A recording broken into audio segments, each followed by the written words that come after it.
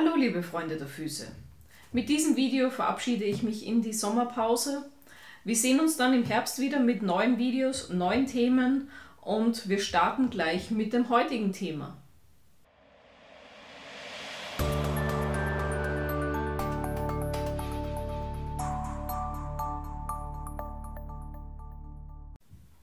In diesem Video geht es heute um Fräser. Wir haben ja in einem der vorigen Videos die Fräsgeräte ja schon gehabt, welche ich genutzt habe in meiner ganzen Laufbahn. Und jetzt haben wir mal die Fräser. Jedes Fräsergerät braucht einen Fräser, sonst funktioniert es ja nicht.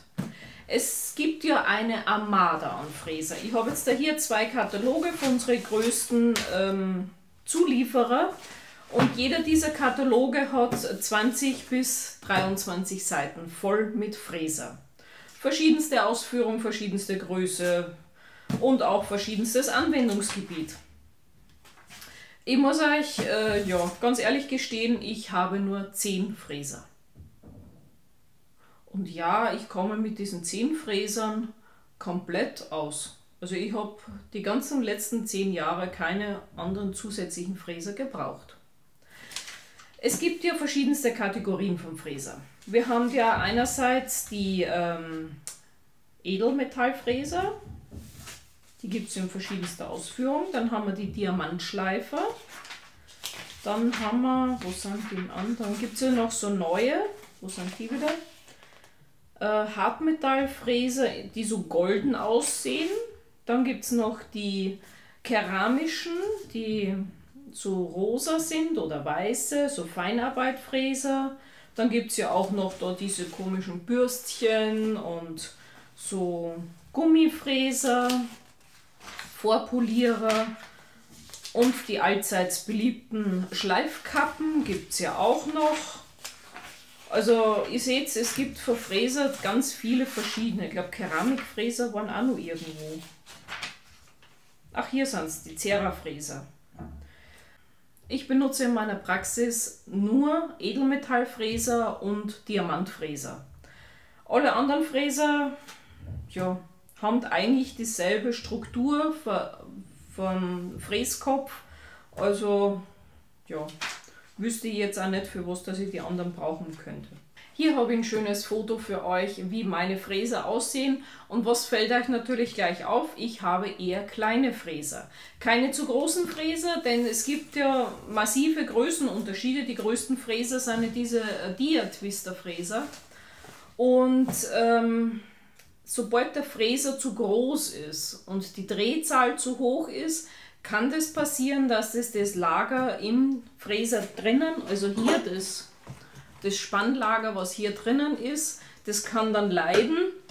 Es kann passieren, dass man eben den Fräser mit den zu großen Fräsern kaputt macht. Also das Fräsgerät mit den zu großen Fräsern. Ach, ihr wisst doch, was ich meine. Ja, wir beginnen einmal mit meinen Diamantschleifern. Das ist einmal hier, die genaue Bezeichnung habe ich euch unter das Foto geschrieben, weil das würde jetzt zu lange dauern, das Ganze vorzulesen. Und zwar, das ist ein Diamantfräser in Birnenform. Den benutze ich eigentlich nur, um Hornhaut zu glätten. Das heißt, wenn ich jetzt dann mit dem Skalpell nicht fein genug gearbeitet habe, kann ich mit dem hier nochmal drüber fahren, damit das die ganze Ferse oder die ganze Hornhaut glatt ist. Was ich noch dazu sagen muss, ein Diamantfräser hat nichts, absolut nichts, bis auf eine Ausnahme, auf den Nagel zu suchen. Denn der Diamantfräser, wenn man sich den mikroskopisch anguckt, hat er lauter Berge und Täler. Und wenn ich jetzt damit den Nagel schleife, reiße ich quasi aus der Nagelplatte immer wieder solche kleinen Stückchen raus. Was ist es dann natürlich? Eine Vergrößerung der Oberfläche und wer hat dann seine Freude damit mit Eindringen? Der Nagelpelz. Also ein Diamantfräser auf der Nagelplatte, bis auf eine Ausnahme, sollte man eigentlich nicht verwenden. Die eine Ausnahme ist das Vorarbeiten für eine Spangenbehandlung. Denn da fräse ich die Nagelplatte auf, da ist das Aufrauen auch gewünscht und danach klebe ich ja die Spange drüber und versiegel das Ganze ja nochmal mit nochmal Kleber. Also da kann eigentlich dann nichts mehr eindringen. Aber sonst hat der Diamantfräser nichts auf der Nagelplatte verloren. Also, das war jetzt dann mein kleiner Birnenfräser. So, dann habe ich noch einen, den hier. Das ist der ganz schmale Diamantfräser. Dieser Diamantfräser ist ja, nur für die Spangenvorbereitung. Ganz, ganz selten, dass ich den einmal im Nagelfalz benutze. Da habe ich nämlich andere Fräser. Aber sonst ja, nur zur Spangenvorbereitung. Also Vorarbeiten für die Spange, anfräsen. Ich habe meistens die mit der grünen Körnung. Die grüne ist die, jetzt muss ich mal gucken, die mittlere. Ne, die grobe Körnung ist es. Nicht die super grobe, sondern die grobe Körnung ist die grüne, der grüne Ring. Und ja, zu mehr benutze ich die Diamantfräser nicht. Mein nächster Fräser ist der Hartmetallfräser mittlere X-Verzahnung, ebenfalls in Birnenform. Dieser Fräser ist, finde ich, ein sehr toller Fräser. Es ist eigentlich, ich habe zwei Lieblingsfräser, die sind bei jeder Behandlung dabei. Einmal Diamant grob mit Birne und einmal X-Verzahnung, Birne, mittlere Verzahnung. Das sind eigentlich meine zwei Standardfräser, mit denen ich jede Behandlung bestreite. Sollte jetzt irgendwas Außertourliches kommen, folgen noch die anderen Fräser. Aber das sind die beiden, das sind meine Standardfräser. So, den Diamantfräser habe ich euch ja gerade vorgestellt. Jetzt haben wir den X-verzahnten. Also den X-verzahnten Fräser benutze ich, wenn ich hier vorne die Nagelkante glätte und gegebenenfalls hinten beim Nagelhäutchen, falls da irgendwas absteht oder irgendwas gelöst werden muss, weil der Nagel halb verwuchert ist, löse ich das hinten am Nagelhäutchen auch. Ganz selten damit mache ich am vorn die Hornhaut weg, also mache ich mit dem die Hornhaut weg. Er nimmt zwar Hornhaut auch weg, aber der ist primär für Nagel. Den benutze ich auch, um den Nagel zu glätten. Das heißt, wenn ich jetzt zum Beispiel mit diesem QRX irgendwie GQSR verzahnten Fräser arbeite, hinterlasse ich ja Riefen auf dem Nagel, die kann ich dann gut mit dem X verzahnten wieder glätten. Dann nehmen wir gleich den QRX verzahnten GQSR Verzahnung. Also, der Fräser mit der GQSR Verzahnung ist mein Lieblingsfräser für Pilznägel. Mit diesem Fräser, auch wenn er so klein und unscheinbar aussieht, der nimmt euch am Pilznagel runter in wenigen Minuten. Sehr wenigen Minuten. Also ich fahre den ebenfalls auf 30.000 Touren. Also bei meinem Fräser gibt's bei meinem Fräsgerät gibt es eigentlich nur zwei Einstellungen. 15.000 für den großen Diamanten und die kleinen fahre ich alle auf 30.000 Touren. Ja, der Hersteller schreibt was anderes vor, aber ich fahre die trotzdem auf 30.000. Also, dieser GQSR verzahnte Fräser ja, nimmt alles an Nagelpilzmaterial in Windeseile runter. Er ist extremst scharf, also der beißt ordentlich rein. Was man mit diesem Fräser auch noch gut machen kann, wenn man jetzt Hornhaut wie Stein hat. Ich weiß nicht, ob ihr schon mal einen Patienten gehabt habt, der wirklich Hornhaut hat. Du hast den schon 20 Minuten im Fußbad gehabt und dann willst du mit dem Skalpell anfangen und dann geht noch immer nichts. Selbst Hornhautweicher bringt nichts oder sonstiges irgendwas. Oder mit dem Diamantfräser erwürgst du fast bei der Hornhaut. Ganz einfach, dieser GQSR verzahnte Fräser, 30.000 Touren. Man muss schnell arbeiten, weil er wird nämlich heiß bei so hohen Touren. Super kann man damit die Hornhaut runter machen. Also da ist man in Windeseile, ist man auch mit Hornhaut wie Stein mit dem Fräser. Wie gesagt, er sieht klein und unscheinbar aus, aber hat eine große Wirkung. So, mein nächster Fräser, den nehmen wir dann jetzt? Ach, hier. Hier habe ich noch einen X-verzahnten Fräser mit feiner Verzahnung. Ja, feine Verzahnung. Die feine Verzahnung nehme ich nur dann, wenn ich den Nagel ganz schön machen will. Das heißt, wenn jetzt eine Spange abgekommen ist und ich die Riefen vom Diamantfräser wieder ausschleifen muss, dann nehme ich den ganz feinen, damit das die Oberfläche ganz glatt wird. Vorteil bei dem ist, der X-verzahnte, auch der mittlere und wie der feine X-verzahnte Fräser, haben Schneiden drauf. Das heißt, die reißen keine Stücke raus, die schneiden wie Messer schön den Nagel runter. Und somit entsteht eine glattere Oberfläche als wie mit Diamantfräser. Ist natürlich wünschenswert, umso glatter die Oberfläche, umso weniger Eintrittspforte für den Pilz. Also, der X-verzahnte feine. Dann habe ich noch zwei Fräser. Zwei Fräser in verschiedenster Größe. Und zwar nennen sich die, ich glaube, Fissurenfräser. Jetzt muss ich wieder gucken, wie die richtige Bezeichnung ist. Ich glaube, Fissurenfräser heißen die. Ach, hier. Nagelfalzfräser konisch spitz heißt er. Ja, beschreibt doch ganz genau, für was ich die auch nehme.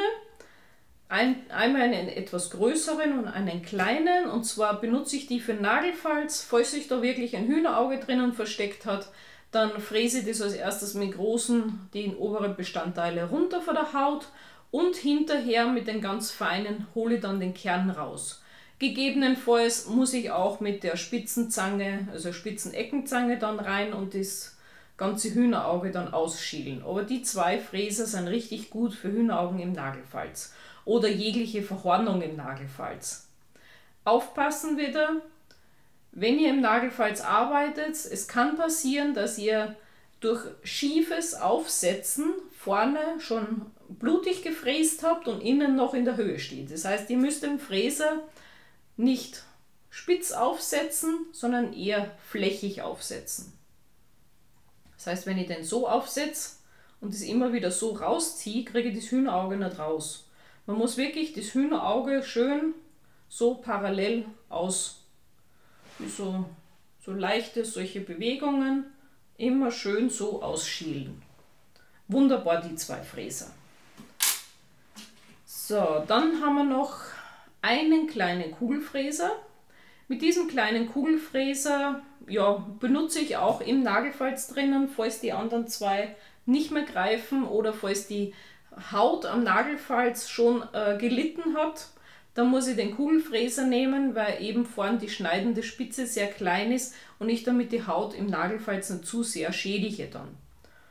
Ja, viele benutzen es für normale Hühneraugen, benutze ich nicht. Du hast nämlich den Nachteil, wenn du jetzt ein normales Hühnerauge rausschälst, die kann es reinfangen und in die Tiefe ziehen. Ihr werdet es bestimmt schon alle mal gemerkt haben, wenn ihr im Fräser ansetzt und immer schön hüllt und hüllt und hüllt und dann, wenn ihr reinhüllt und auf einmal ist man drinnen. Also Hühneraugen hole ich anders raus. Wie gesagt, jedem das seine, ich habe die halt auch nur für den Nagelfalz. So, weil wir gerade beim Hühnerauge waren, hier haben wir den Hohlfräser. Der Hohlfräser ist sehr gut für Clavus papillaris. Schön ausschälen das Ganze. Und ich habe den, der was oben auch eine Verzahnung hat. Nicht nur die Rundung rundherum, sondern oben eine Verzahnung, weil man arbeitet ja mit diesem Hohlfräser nicht so wie mit einem Apfelausstecher, so bzzzt, sondern man schält das Ganze so richtig schön raus. Ja, Hühneraugen 1A. Gibt es auch in verschiedenste Größen. Für kleine Papillaris ist der leider nix. Weil er ist einfach zu groß. Und einen kleineren wie den hier gibt es nicht. Muss ich noch mal gucken, ob der hier irgendwo drinnen ist. Hier, ja, einen kleineren wie den gibt es hier nicht. Gut. Und jetzt kommen wir schon zu meinem letzten Fräser. Der letzte Fräser ist wieder ein X-verzahnter Fräser. Diesen Fräser benutze ich auch nur zum Glätten. So was anderem benutze ich den gar nicht. Wenn jetzt ein Patient unbedingt meint, er muss die Verfärbung auf dem Nagel jetzt irgendwie loswerden, dann benutze ich den feinen X-verzahnten. Das ist eine konische Form. Also die Form steht gar nicht da. Also eine Turmform, Spitze, wie man es auch immer nimmt. Ja, also dieser Fräser ist sehr spitz zulaufend und damit kann man halt wunderbar die gesamte Nagelplatte schön flächig dann abnehmen. Ja, was ich vorhin vergessen habe bei den Birnenfräser, Viele, weiß nicht, ob viele von euch überhaupt mit Birne arbeiten. Der Birnenfräser wird wenig flächig aufgesetzt, sondern man arbeitet immer mit dem vorderen Drittel des Birnenfräsers. Hat den großen Vorteil, wenn ich das vorne schön runternehme, dass ich dann hinten nicht keine Kante reinschleife. Wenn ich den flächig aufsetze, dann kann es passieren, dass ich vorne gar nichts wegnehme, wo ich es wegnehmen möchte, und hinten schleife ich so richtige schöne Kanten rein. Das geht mit den X-Verzahnten sehr schnell, also aufpassen. Gut, das waren jetzt dann meine 10 Fräser, die was ich in der Praxis benutze, und wie gesagt, ich bin die letzten 10 Jahre gut damit durchgekommen, und ich weiß natürlich, dass ihr draußen, jeder hat seine eigenen Lieblingsfräser. Wie gesagt, ich habe jetzt diese 10 Lieblingsfräser und ich bin mit denen auch durchgekommen komplett. Und wenn jetzt jemand sagt, ja, er muss unbedingt die Tonne haben, er muss unbedingt den Vorpolierer haben, ach so, ja, was jetzt die Schleifsteine sagen müssen. Schleifsteine, Vorpolierer, Glanzpolierer, dann gibt es noch da diese Schwabbel und die Bürsten. Das fällt für mich als Podologe sowieso weg, weil all diese Fräser kann ich nicht sterilisieren. Also sind die für mich sowieso schon ungeeignet. Und dann gibt es noch die schönen Schleifkappen. Viele von euch benutzen ja die Schleifkappen noch immer. Ich halte ja von den Schleifkappen gar nichts. Erstens mal braucht man dazu den Träger, den man nicht sterilisieren kann. Die Kappe, was immer wieder neu wird, also neu gemacht wird. Auch bei manchen nicht. Auch das weiß ich. Gesichert weiß ich das, dass manche die Schleifkappen für mehrere Patienten nehmen. Und ja, also ich finde die Schleifkappen, ich habe auch früher mal mit Schleifkappen gearbeitet, ganz wie ich noch angefangen habe und mit Dremel gearbeitet habe.